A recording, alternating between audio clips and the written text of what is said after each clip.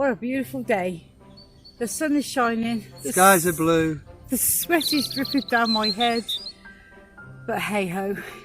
Steve, where would you want to be right this minute? I'd rather be at home drinking a nice glass of wine. Where would you rather be, Amanda?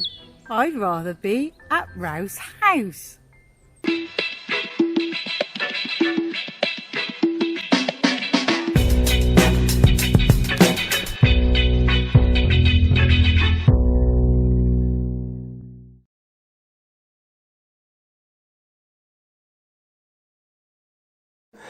Yes, it's Ralph's house, yes, and I bet everybody wishes they could be at Ralph's house, do they not? Yeah, well, I've been busy, put this paper up on the wall, and you see that stick? I'm actually going to run a wooden trim. I did think of filling this whole alcove, which I still could, I guess, but I don't know, it just feels like it might be a little bit oppressive, so I'm going to narrow it to the width of the bed. And the headboard will sit in front of that. Something like that. Anyway, that's what I'm thinking of so far. But what I've got to do today is get these downlighters in. I've got a hole cutter and I've got a downlight. But I had a bit of an issue with the hole cutters. I've got a hole saw set, but I'm finding that none of these really match up to the downlights I'm using. So this morning, tool station, when I bought one of those, 13 quid. We'll see if it's any good. Yes, I know it's not some pro set, but I'm sure it will do for the amount of holes I've got to cut. If I was doing this full time, I don't know, get a Bosch one or something, you know, but I'm sure that will do. So let's see if we can find one that will match that. Well, having gone through the set, that seems to be the matching hole cutter for that. So I don't know what the nearest I've got on the old set was that one, significantly bigger, or the next one I got down was significantly smaller. Neither of which was any good. So I don't know what size that is. 72mm. I don't think it says the cutout size on this, but anyway, that's the hole cutting saw for that.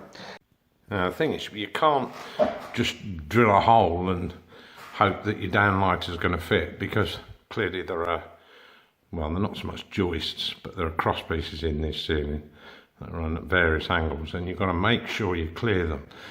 And the only way that I can see of doing that is to go up in the loft with a piece of paper and a pencil and a tape measure and mark where they run, so I know that I'm going to clear one. I think that's the priority, so I need to get my torch and get up in the loft. Oh, I tell you what, where's my torch? Well, it's warm up here. As you can see, I've got some of it rolled up. See what I mean by these pieces of timber? They all run across, so I've got to at least locate those in relationship to the wall. So this is, that's the left hand wall running down to the front bedroom. See, there's the apex there. What a wasted space that is up there. I mean, crikey. Oh well, that's life. So I need to start down the end. Got a bit of paper. It's a government circular. Ideal thing for writing and scribbling things on. So I shall get over on the far side and then we'll start jotting them down. I've got my tape measure. Right, this is the alcove above the bed. So you think of that as the chimney breast downstairs. That's one hole I drilled for a pendant light, and there's another one that I drilled further down there. So I've got a joist against the wall. I've got one there. I've got one that my foot's on. So I've got to work my way across and get the approximate dimensions of these, and also allow for that one as well, because that one runs, well, not down the centre of that alcove, but pretty well. It's quite a major one across there, so I've got to dodge that if I cut any holes, that's for sure. So I need to sort of wind up between two joists, cut my hole there, and then I can put my downlighter in. But it's this stuff is really unwieldy, so I'm going to put my face mask on and try and get some of this out of the way. It's going to be a devil to put it all back again afterwards. But hey ho, this is what you have to do when you're in the loft. Right, so I've been measuring each piece of timber that goes across all the way up to here. I'm making it on this, a bit difficult to see really in this light, isn't it? Let's try that. See what I mean? From the alcove, there's one at 4 inch, 14 inch, 30 inch, 46, 62, 78 and 94. 94 is about the last one, and then we get to the wall the other side. So I'm going to have to do the same that way and calculate what's going across. And there shouldn't be quite so many timbers going the other way, so it should be a little bit easier, we hope. But I've still got to venture across there. So I've got to make sure I'm going across the stud wall to take me weight. Yeah, but we'll do that next. So we'll retract that tape measure and start measuring this way. Right, just so you know where I am, I'm at the loft hatch. The front bedroom door is below me. That's the opening there. Well, hinges that way.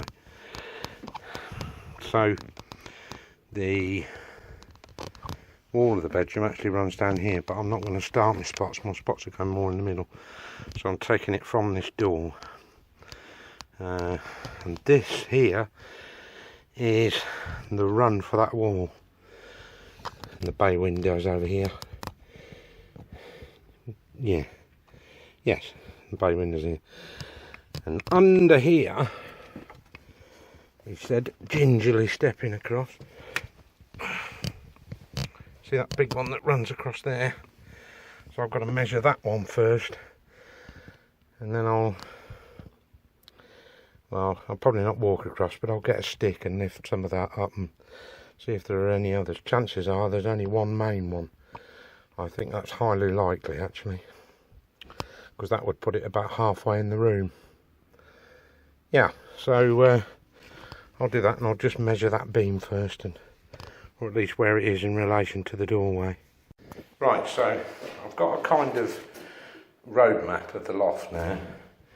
This is, this alcove here, that's that. So I've got one at 4 inches away from the wall. That's the centre of the wood. 14 inch, 30 inch, 46, so on. 94 being the last one.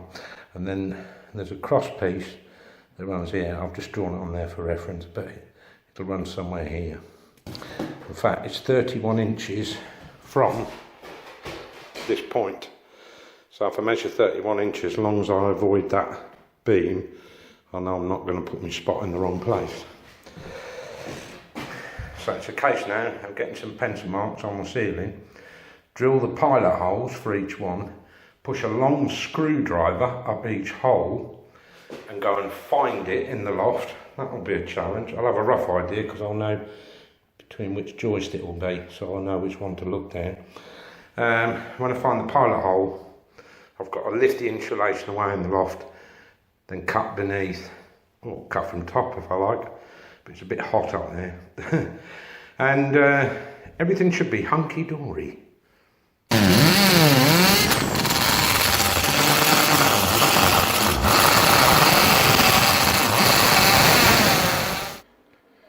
That's one cut. Right, I've got another one on this side to cut, and then I'll do the ones that side. Right, anyway, I've marked it up, so let's find the hole. That's that in, yep. Right, so I can put the other one in, and then we'll get these two drilled.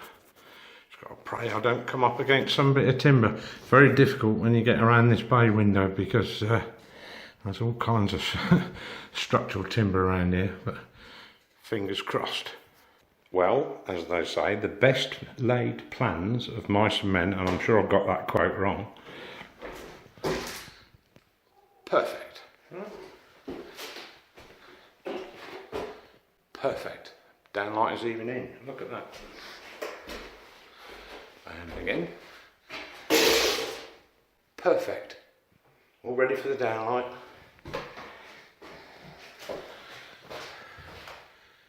Perfect.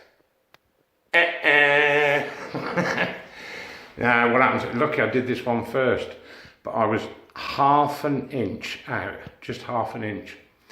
So I had to recalculate it, move it across about 4 inches, something like that, and then follow through with that one, so at least they all line up. But it means I've got tomorrow, got to fill that one over. But it just proves the point, you see, not everything goes perfectly right at Ralph's house. That one certainly didn't. But no bother, easily remedied. Right, next job, I guess, is to drop the cables down. I've actually pushed the downlights in, but I'm going to have to push it.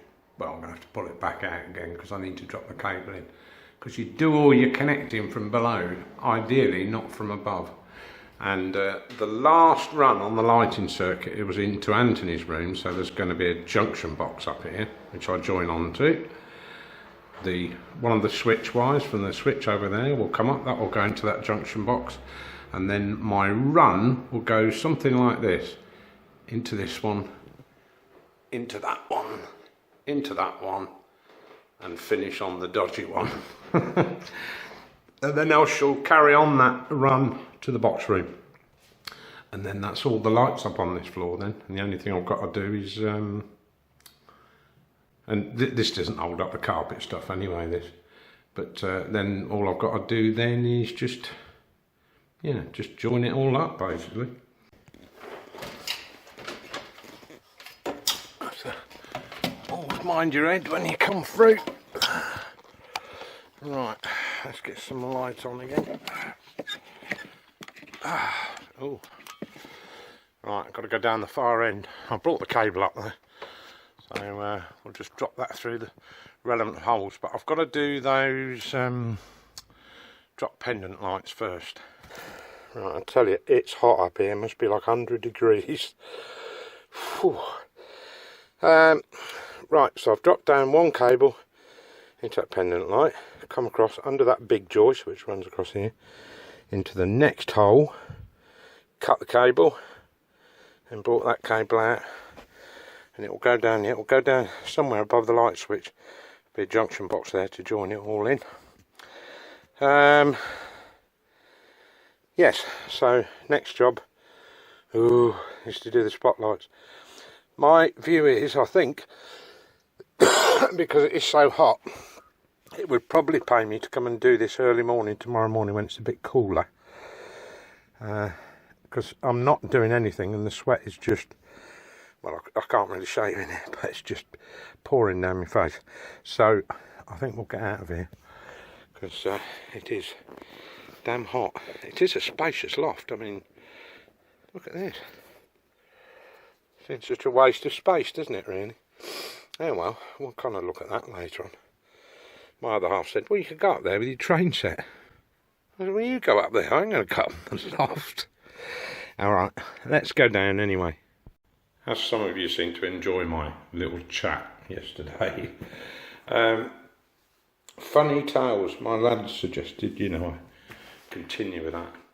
Well, this was actually told to me by a builder friend of mine who originally worked on the roads, and he said they'd laid this road surface, don't know where it was, middle of nowhere, and when they got there in the morning they realised it was something like 5 mil too high. Something like that. So they're all standing around scratching their heads thinking, oh no, what we're going to do, it's too high. So one of them pipes up and says, oh, I know. And they all turned around and looked at him and said, get a box, put some bricks in it and tow it around a bit. And another voice said, what, cardboard box? And he said, no, you're being silly now, Jim. I like that one. And the other one I liked, this goes back years, there's a friend of mine called John who had a Honda C90, and he had an unfortunate accident on there. Do you remember those little things? It was like a moped with fairings. Very popular bike, still is in India. Anyway, he went down a manhole cover. And it didn't matter how many times he told this, we would all burst out laughing. And he'd get quite upset. And he said, no, I was badly injured. And we said, yeah, just tell us again. other people's misfortunes. Anyway, I digress. So we'll come back in the morning when nice and early when it's a bit cooler. At least got the pendant lights in there. I can actually screw them up to the ceiling, because they're basically a normal pendant light, but you just got a longer cord on it. So I can use ordinary pendant lights for that. I don't want this sort of brushed aluminium stuff. Just put them on the ceiling and keep them wide. Make it nice and easy. I'll have to get some extra longer 3-core cable, well 2-core cable, for the pendant lights.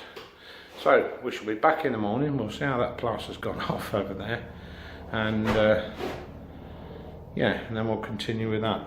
So I've fed the first cable up through there. I shall catch that from above, drop it into that one.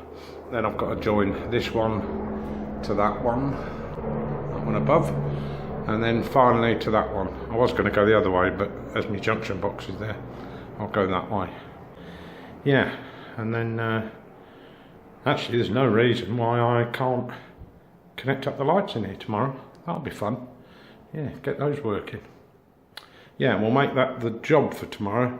Get all the lights finished in here, and then I'll just cut the downlights for downstairs, run the cables for that, and as you know, they terminate in the service hatch on the landing.